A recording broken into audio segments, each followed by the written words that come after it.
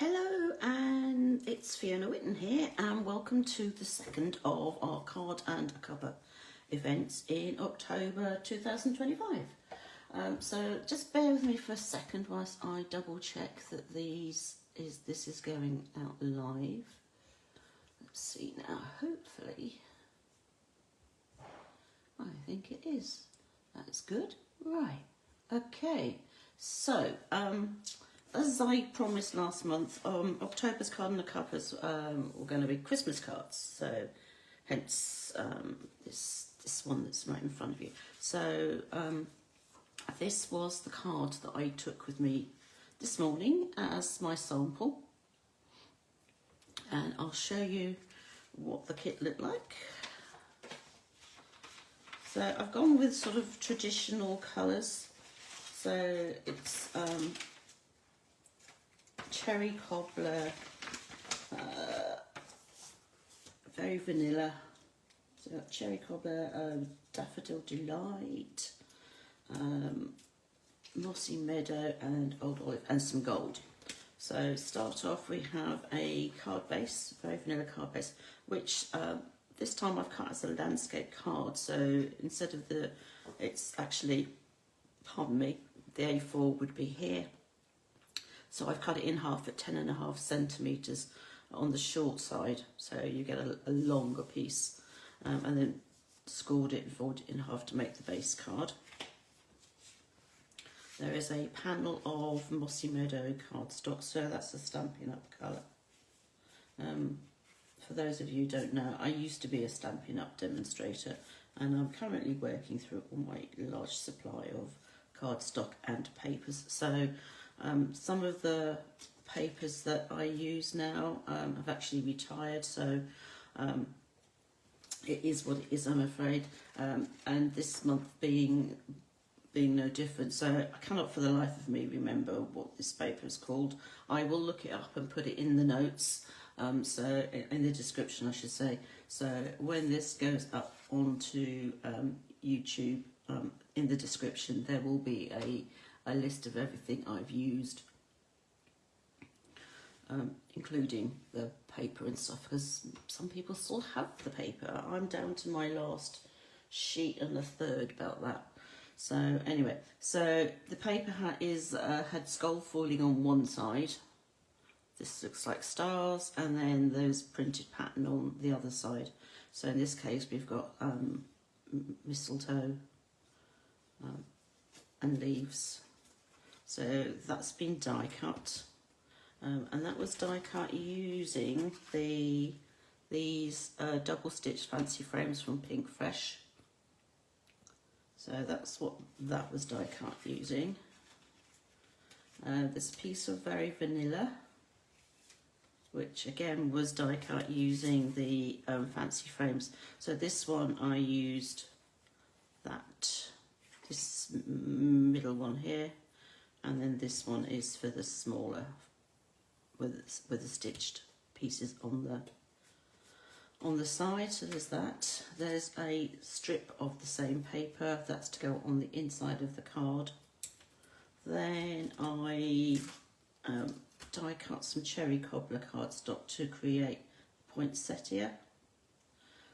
So that's Cherry Cobbler. That bit there is Daffodil Delight. And then I came across these by chance in my stash of embellishments, which for this paper are ideal because, as you can see, they look like stars. So you can if you turn it that way, it's exactly the same star as that's on the paper.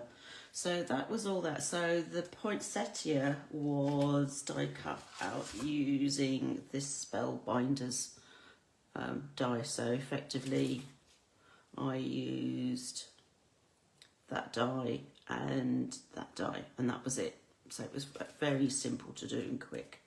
And then we just used it on the card itself. So that was the kit. So that was the one that I took as my sample. I did actually sit down and make a card this morning with everybody else, and I changed the sentiments. So the sentiment there and here are from the same stamp set. So again, this is a Pinkfresh stamp set, and it's called she says. She can't get it. I have to take it out of the packet so I can read what it's called. So it's called Festive Foliage Tree. So there is a tree, and then there's some sentiments as well. So the original card used the Merry and Bright, and then this morning I used the Peace, Joy, Love. And again, this time I put the little star on the other way around. So that was the cards from today. So I've got my kit. There's no hard and fast rule about how you put this together. See, this one I used everything. So this piece of greenery in the middle there is in fact the reverse side of the paper. So this piece is one side and that piece is the other side. I wasn't too sure for this card whether not to use it, so I left it off. So that's why that's not on there, because that, as you can see, is the actual paper itself. But if I put it on the inside of that, I can't figure out whether I like that or not, or whether it's just too fussy. But what I could do though, instead of using that piece, I could just keep it so that there's Mossy Meadow, that piece, and then put the, which makes it very sort of clean and simple. And in fact, I think that is actually what I'm going to do. Yes, I'm going to do that. Okay, so it really is a case of choosing your sentiment, stamping that onto the label. This, as I said, doesn't seem to have die cut out that neatly, so I think I might need to just trim it slightly just to take that furry edge bit off there. I'll just use that as well, just to take it down. Right, I do have another set of stamps. So the other thing you could do, of course, is instead of having it as a landscape, you could move this so that it is a portrait. It does mean that you have your fold at the top of your card. So these are stamps from Uniko. So I could, let's see, Christmas will fit on there. So Christmas will fit on, and obviously then Merry will fit on, so will Happy. So I think I might do it that way, in fact. Go completely nuts and change it around. So, right, let's take that off. Take that off, put that on there. Get a block. It's 2 sentiments, but I'm going to use the grid on here to help me line it all up. So there's my Christmas. So I'm going to line that up so that my letters are, in theory, along. Well, this is where you get my head in shot. So apologies, sort of like that. Actually, I might move it across so that S is through that line, like so. And I'm going to put a Happy on.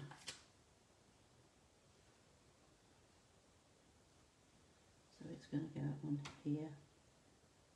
Again, try and line it up so that there's equal space, sort of that way. I don't need that such a big block. Let's do that. And I just realised that I've done them up completely upside down. One a wally, but hey, try again.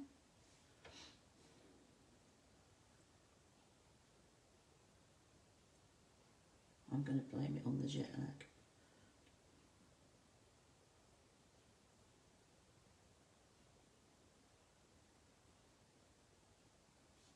Right, now we'll try. That's better. So this time I can stamp that in the middle, and then there's room to put that piece on, whoops, that bit on, sort of down here, or even up there, and the Happy Christmas there. Yep. Well, that's on now, so I'm not even going to attempt to take it off because I don't want to rip the cardstock. to ink up the stamps. Stamp that, try and get them that sort of in the middle.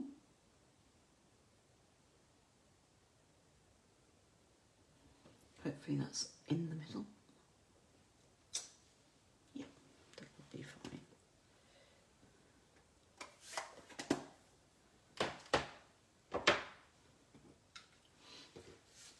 I mean, you could also put it that way on here.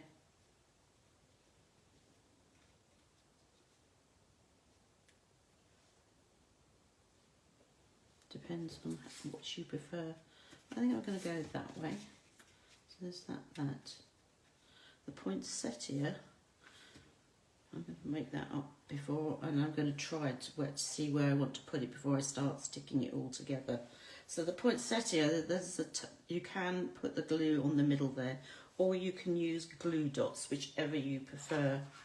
I'm going to use glue dots simply because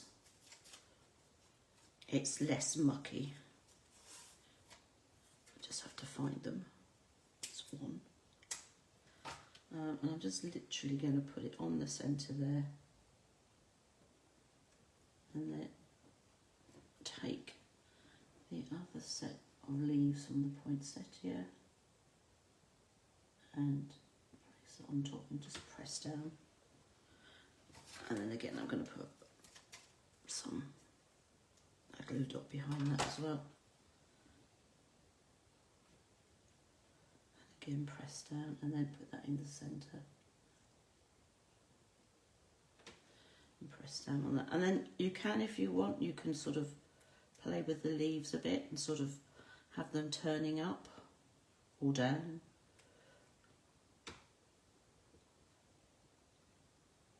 Like so. So I have the poinsettia.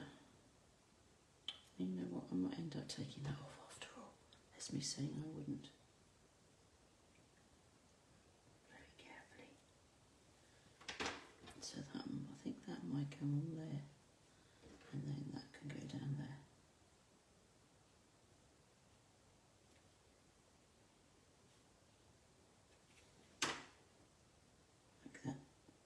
Okay, right, so I think that will be too much, you won't really see it.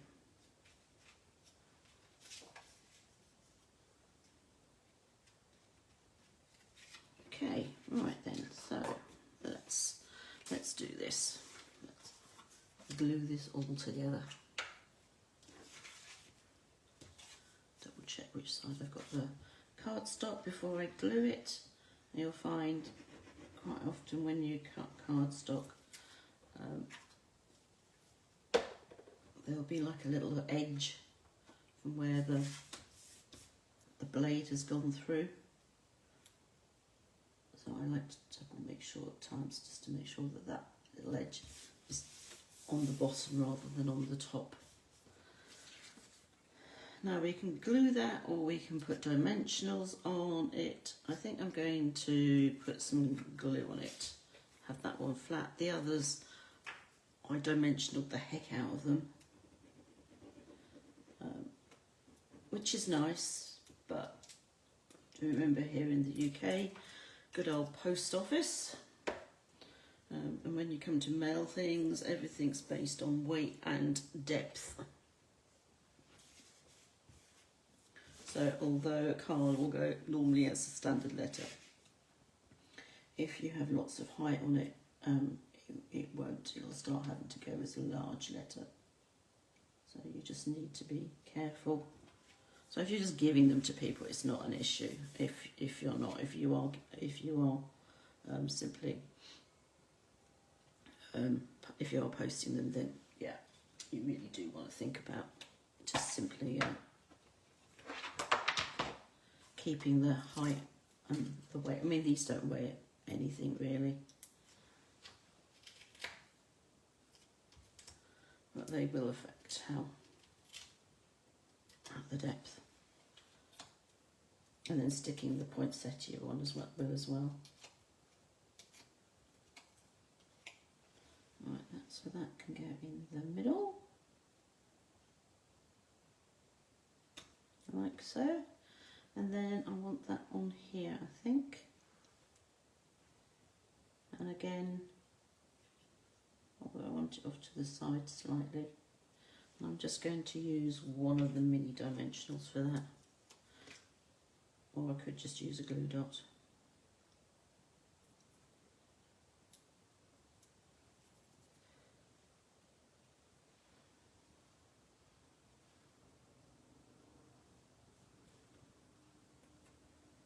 That's that, and then so that's how it looks from the front. I need to finish off the inside, so I'm going to put this piece on, which is the same as that.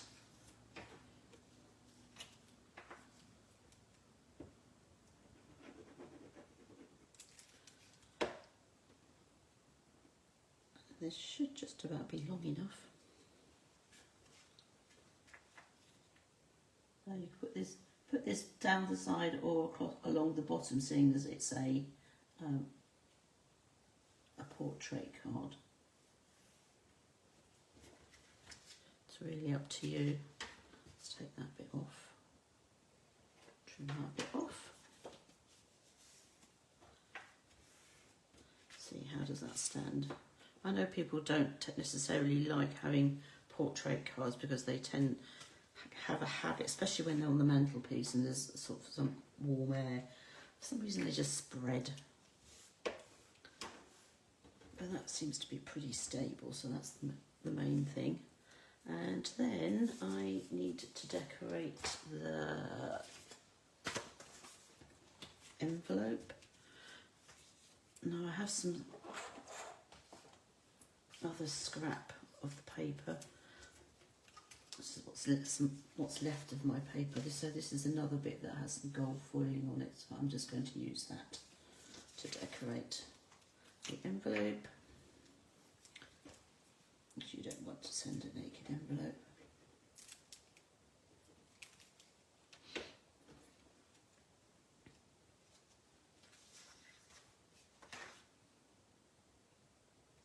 I'm going to put that on, like so. Cut that bit off. There we go. I'm going to keep that on. I need to just leave it to one side to dry because the glue's on that. So there you have it. I have 3 cards, all made using the same kit. Not all the same stamp set, so these 2 were from the same stamp set. This one was from another stamp set with a sentiment that I just sort of put together using the individual stamps.